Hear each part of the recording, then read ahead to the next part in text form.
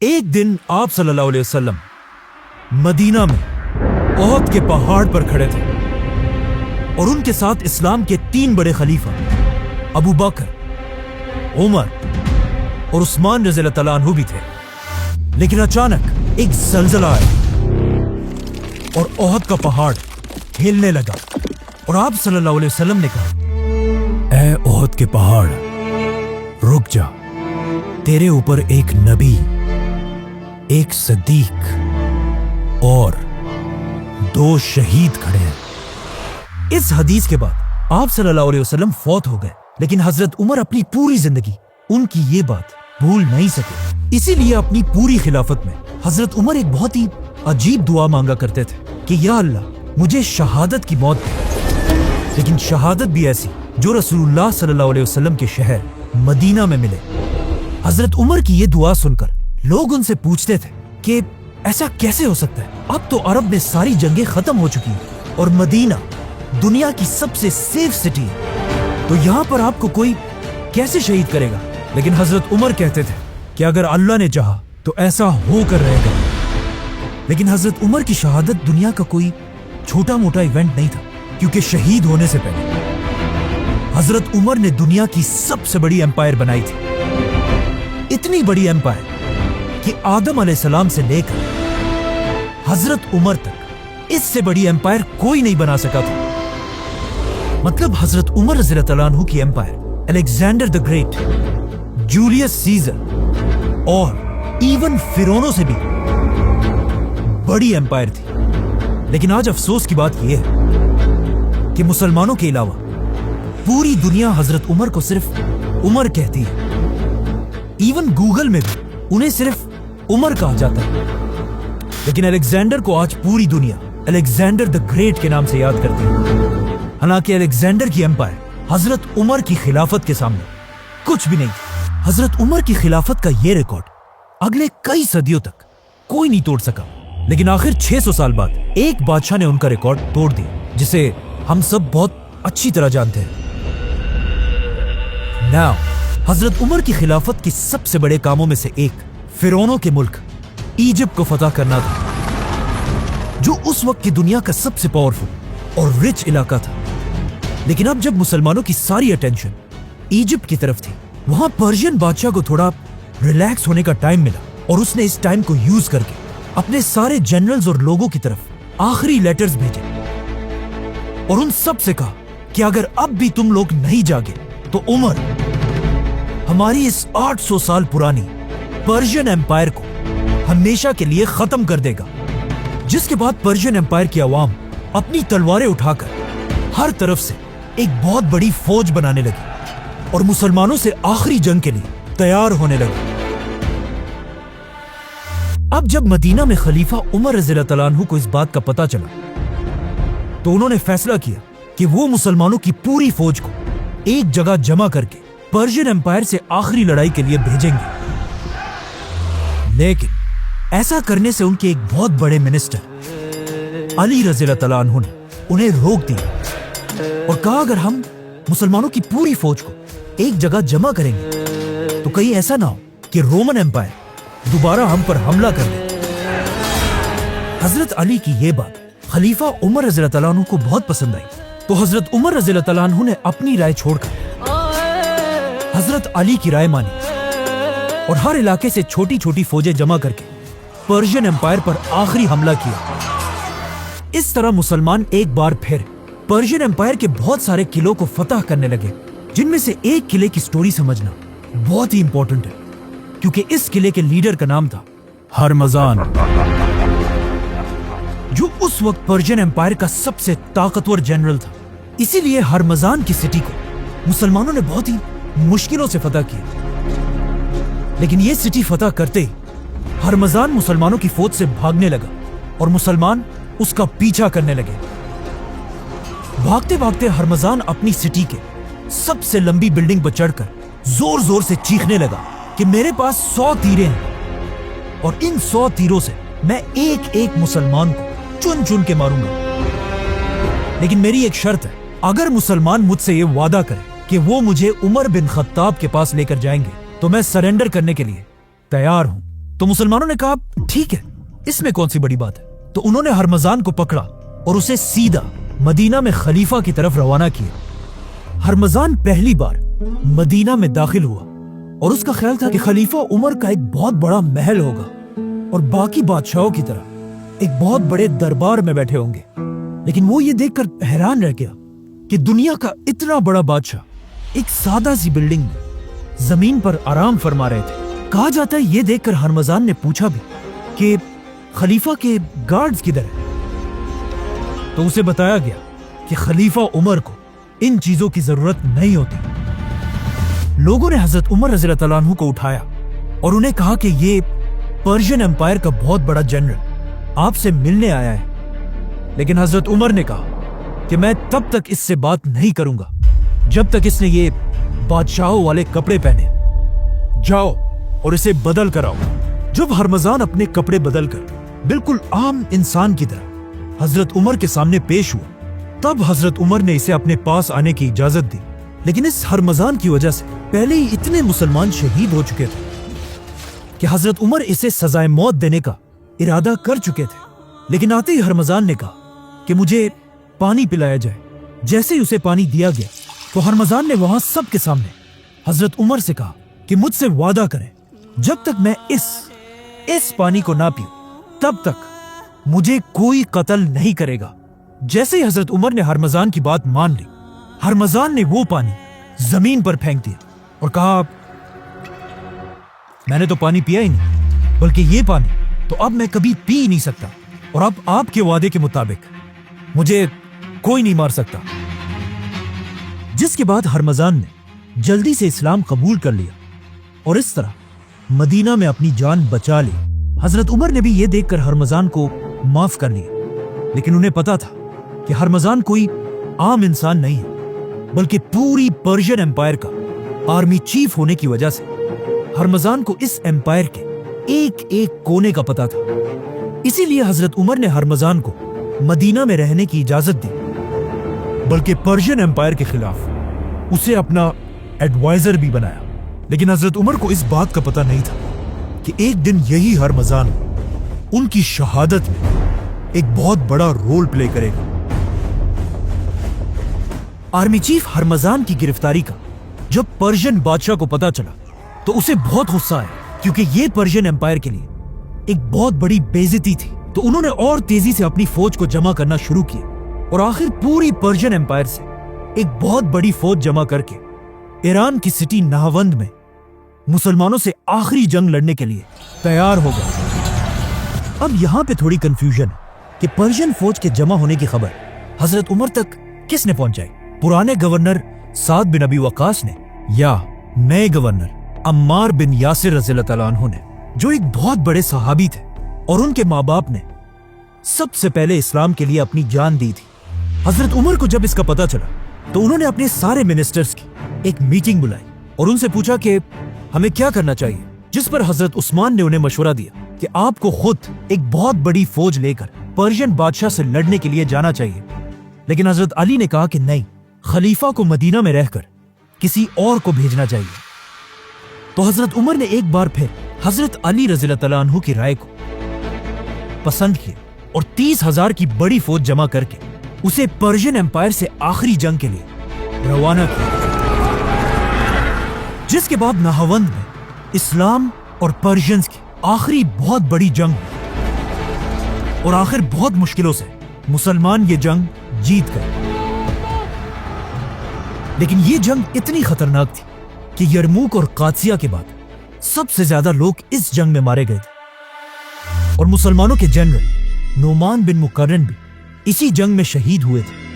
مسلمان یہ جنگ جیت تو گئے، لیکن اس جنگ کے بعد مسلمانوں کی تاریخ ہمیشہ کے لیے بدل گئی، کیونکہ مسلمانوں نے اس جنگ میں ایک ایسا آدمی گرفتار کیا جس کا نام تھا فیروز، اور جس نے آگے جا کر جنگ کے بعد عربوں نے اس کا نام ابو لولوا رکھا اور یہ مغیرہ بن شعبہ کا غلام بنا۔ لیکن فیروز باقی سارے غلاموں سے بہت ہی ڈیفرنٹ تھا، کیونکہ یہ اس زمانے کا ایک قابل لوہار تھا، جسے دیکھ کر ابو لولوا کا ماسٹر مغیرہ بن شعبہ اسے مسلمانوں کے کیپٹل مدینہ لے کر آیا जहां पर यह अपने मास्टर के लिए लोहे का काम करता था, और वो यहीं पर मदीना में रहने लगा।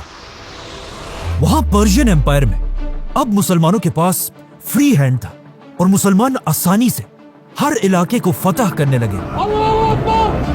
यहां तक कि मुसलमानों की एक फौज ऊपर अजरबैजान तक पहुंची और मुसलमानों की दूसरी फौज तारीख में पहली बार हजरत उमर की खिलाफत में इंडिया के बॉर्डर्स को क्रॉस करके अंदर दाखिल हुई, जो आज पाकिस्तान का इलाका बलोचिस्तान है। और इसी तरह यह सारा इलाका, पूरी पर्शियन एम्पायर हमेशा के लिए खत्म हो गया। आखिर यह देखकर पर्शियन बादशाह भी मुसलमानों से भागने लगा, और जब उसे पूरी दुनिया में कोई जगह नहीं मिली तो मजबूरन उसे चाइना में जाकर रहना पड़ा। और चाइना के बादशाह ने उसे बहुत अच्छी तरह वेलकम किया। ये उसी पर्शियन बादशाह का पोता था जिसे इससे बहुत साल पहले रसूलुल्लाह सल्लल्लाहु अलैहि वसल्लम ने एक लेटर भेजकर इस्लाम की तरफ आने की दावत दी थी। और इस बादशाह के दादा ने रसूलुल्लाह सल्लल्लाहु अलैहि वसल्लम के लेटर को बहुत ही गुरूर से फाड़ दिया था। लेकिन अब हजरत उमर की फौज ने पूरी पर्शियन एम्पायर को हमेशा के लिए फतह कर लिया था।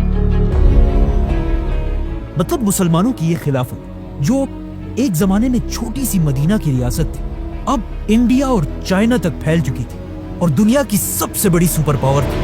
लेकिन जैसे ही मुसलमानों की फौज पाकिस्तान के बॉर्डर के करीब पहुंची, यह हजरत उमर की खिलाफत का आखिरी टाइम था, क्योंकि इसके कुछ ही दिनों बाद हजरत उमर रज़ियल्लाहु तआला अन्हु को शहीद कर दिया गया।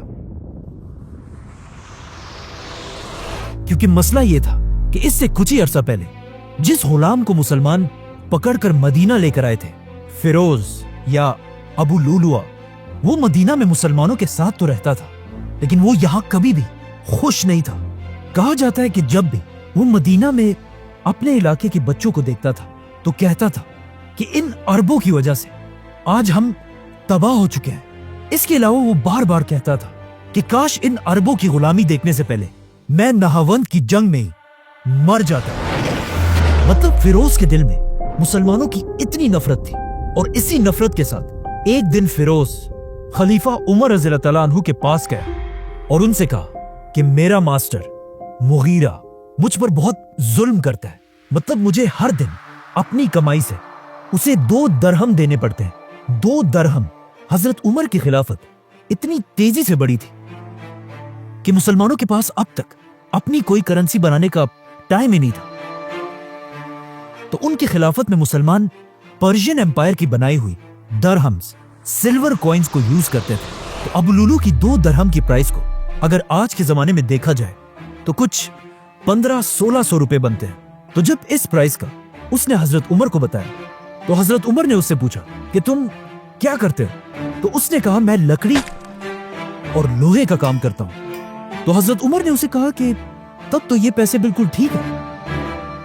लेकिन ये सुनकर फिरोज को उन पर बहुत गुस्सा आया और वहां सबके सामने उसने कहा कि उमर का इंसाफ दुनिया में सबके लिए सिवाय मेरे, और वहां से चला गया। हजरत उमर ने फिरोज को तो वापस भेज दिया, लेकिन उनके दिल में अब भी ये था कि मैं जरूर इसके मास्टर मुगीरा से इसके बारे में बात करूंगा ताकि वो इस पर टैक्स कम कर दे। इस सब के कुछ ही दिनों बाद हजरत उमर ने एक दिन फिरोज को दोबारा मदीना के बाजार में देखा और उसका दिल बहलाने के लिए हजरत उमर ने उसे कहा कि ए अबू लुलु, मैंने सुना है तुम बहुत अच्छी चक्की बनाते हो, तो क्या मेरे लिए भी एक बनाओगे? लेकिन फिरोज के दिल में अब भी हजरत उमर के लिए वही गुस्सा था। तो उसने हजरत उमर से कहा कि क्यों नहीं, मैं आपके लिए एक ऐसी चक्की बनाऊंगा जिसे आज के बाद पूरी दुनिया याद रखेगी। अब ये बात उसने एक ऐसे अंदाज में कही थी कि उससे हजरत उमर को समझ आ गई कि फिरोज उसे धमकी दे रहा है। और यही बात उन्होंने बाकी सहाबा को भी बताई कि इस आदमी ने मुझे धमकी दी है। लेकिन इस्लाम का कानून यह है कि कोई भी किसी भी दूसरे शख्स को सिर्फ शक की वजह से गिरफ्तार नहीं कर सकता, चाहे वो कोई बादशाह ही क्यों ना हो। इसीलिए इस धमकी के बाद भी हजरत उमर ने फिरोज को जाने दिया। मतलब हजरत उमर पूरी एम्पायर का खलीफा होने के बाद भी अपने आप को कानून से ऊपर नहीं समझते थे। इस धमकी के बाद फिरोज यहां से चला तो गया, लेकिन उसने अपने दिल में यह फैसला कर लिया था कि अब वो हजरत उमर को जिंदा नहीं छोड़ेगा। तो सबसे पहले फिरोज ने जाकर एक बहुत ही खतरनाक और यूनिक खंजर डैगर बनाना शुरू किया। यह एक ऐसा डैगर था जिसे सेंटर से पकड़ा जाता था और उसकी दोनों साइड्स पर बहुत ही शार्प ब्लेड्स थी। और सिर्फ यही नहीं, बल्कि इस खंजर के तैयार होते ही फिरोज ने एक बहुत ही डेडली जहर बनाना शुरू किया। उस जमाने के पर्शिया में लोग जिस जहर को यूज किया करते थे वो ज्यादातर इस हेमलॉक के पौधे से बनाया जाता था, जो दिखने में तो बहुत खूबसूरत है, लेकिन इसके छोटे से जर्रे से भी इंसान अंदर से बिल्कुल जल जाता है। इसीलिए ये पौधा उस जमाने के असैसिन्स का फेवरेट पॉइजन था और कहा जाता है कि इससे बहुत साल पहले एक ग्रेट फिलोसोफर सुकरात को भी इसी जहर से मारा गया था। फिरोज ने अपने इस यूनिक खंजर को सारी रात इस जहर के अंदर रखा और फिर अगले ही दिन फजर की नमाज से पहले जाकर मस्जिद नबवी के एक कोने में छुप गया और खलीफा उमर रज़ियल्लाहु अन्हु का इंतजार करने लगा। तो अब जैसे ही हजरत उमर ने अगले दिन फजर की अजान सुनी तो वो उठे और मस्जिद में अपनी आखिरी नमाज पढ़ने के लिए रवाना हुए। हजरत उमर के पहुंचने से पहले ही मुसलमान मस्जिद में नमाज के लिए सफों में खड़े हो चुके थे, लेकिन फिर भी हजरत उमर एक एक सफ को क्रॉस करते हुए उन्हें हुक्म दे रहे थे, मुसलमानों, अपनी सफों को सीधा करो।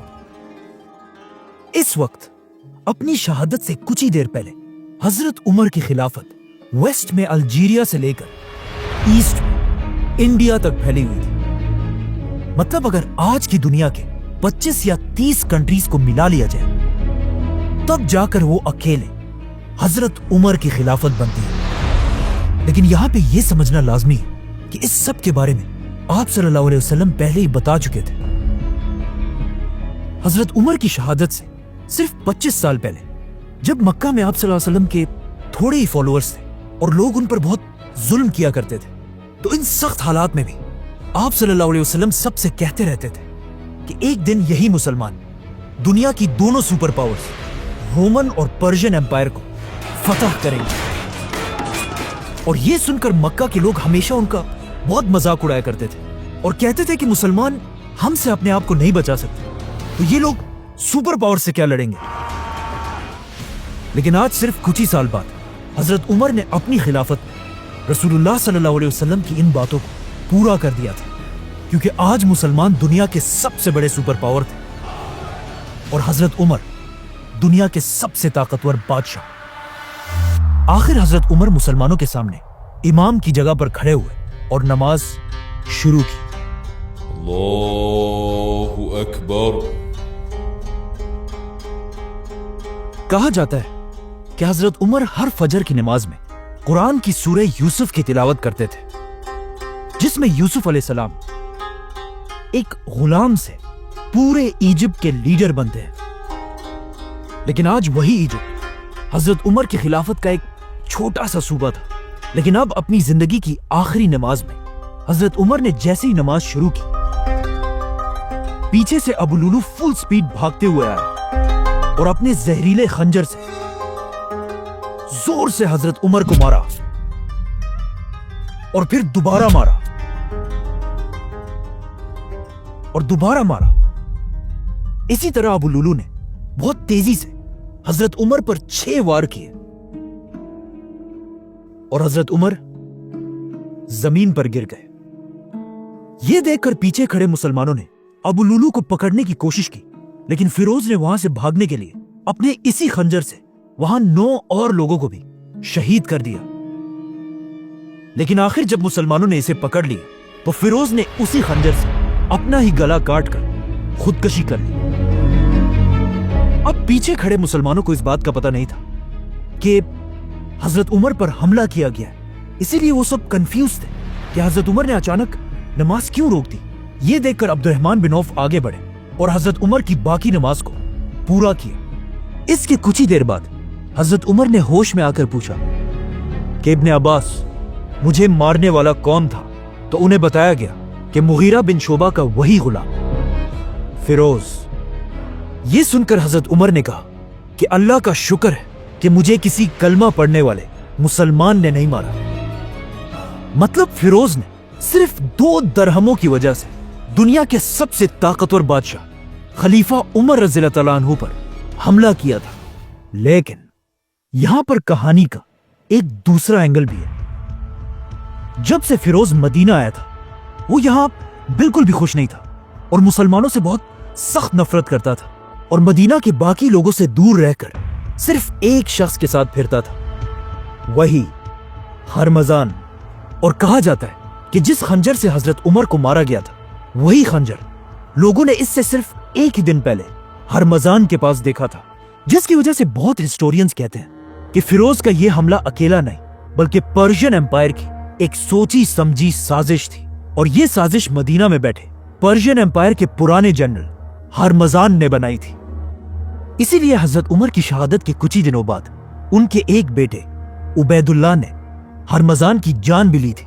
لیکن یہ ایک بہت کنٹروورشل مسئلہ ہے اور آج کسی کو نہیں پتا کہ وہاں ایگزیکٹلی کیا ہوا تھا۔ خیر، مسلمان مسجد سے حضرت عمر کو اٹھا کر ان کے گھر لے کر آئے۔ عمر رضی اللہ عنہ کے جسم پر لگے زخم اتنے گہرے تھے کہ انہیں گھر لانے کے بعد جب انہیں کھجور کا پانی اور دودھ پلایا گیا تو وہ ان کے معدے میں جانے کے بجائے ان کے زخموں سے باہر نکلنے لگا۔ یہ دیکھ کر حضرت عمر کے ڈاکٹر نے انہیں کہا کہ یا امیر المومنین، اللہ کو یاد کریں، مطلب اب آپ کے پاس تھوڑا ہی ٹائم بچا ہے۔ یہ سن کر حضرت عمر کے پاس بیٹھے کچھ لوگ رونے لگے تو حضرت عمر نے انہیں ڈانٹا اور کہا جس نے رونا ہے وہ یہاں سے باہر نکل جائے۔ نارملی جو مر رہا ہوتا ہے لوگ اسے تسلی دیتے ہیں، لیکن حضرت عمر کی پرسنالٹی ایسے تھی کہ اپنی موت کی خبر سننے کے بعد بھی انہیں کوئی فرق نہیں پڑا۔ اپنی موت کی خبر سن کر حضرت عمر نے سب سے پہلے حکم دیا کہ مجھ پر جتنا بھی قرضہ ہے اس کا حساب لگایا جائے۔ تو پتا چلا کہ حضرت عمر پر 86,000 درہمز کا قرضہ تھا۔ تو حضرت عمر نے اپنے بیٹے اور خاندان کو حکم دیا کہ میرے بعد اس قرضے کو ادا کیا جائے۔ ساتھ بیٹھے لوگوں نے کہا کہ ایسا کرنے کی کیا ضرورت ہے، یہ سارا تو وہ پیسہ ہے جو آپ نے اپنی طرف سے غریبوں اور یتیموں کو دیا ہے۔ لیکن حضرت عمر نے ایسا کرنے سے انکار کر دیا اور ان کی شہادت کے بعد جس گھر میں وہ شہید ہوئے تھے اسے بیچ کر حضرت عمر کے قرضے کو ادا کیا گیا۔ اور اس گھر کو خریدا کس نے؟ ایک بہت ہی رچ صحابی اور فیوچر خلیفہ حضرت معاویہ بن ابی سفیان۔ جب پورے مدینہ میں یہ بات پھیل گئی کہ اب ان کے بیلوڈ خلیفہ عمر رضی اللہ عنہ اس دنیا میں نہیں رہ پائیں گے تو ہر گھر سے رونے کی آوازیں آنے لگی۔ یہاں تک کہ ایک صحابی نے کہا کہ حضرت عمر کی شہادت کے دن مدینہ کے لوگ ایسے رو رہے تھے جیسے ہر گھر میں ان کا اکلوتا بیٹا مرا ہو، کیونکہ حضرت عمر نے اپنی حکومت ایک بادشاہ کی طرح نہیں بلکہ ایک باپ کی طرح کی تھی۔ اب جب حضرت عمر اپنے بستر پر اپنی زندگی کی آخری سانسیں لے رہے تھے تو انہوں نے اپنے بیٹے عبداللہ بن عمر کو بلایا اور اسے اپنی زندگی کی آخری خواہش بتائی کہ جا کر رسول اللہ صلی اللہ علیہ وسلم کی بیوی حضرت عائشہ رضی اللہ عنہا سے پوچھو کہ عمر اپنے 2 ساتھیوں کے ساتھ دفن ہونا چاہتا ہے، لیکن یاد رکھنا کہ عمر ہی کہنا، امیر المومنین مت کہنا۔ عمر رضی اللہ عنہ نے یہ اس لیے کیا کہ کہیں حضرت عائشہ اسے خلیفہ کا ایک آرڈر سمجھ کر مجبوراً مان نہ لے۔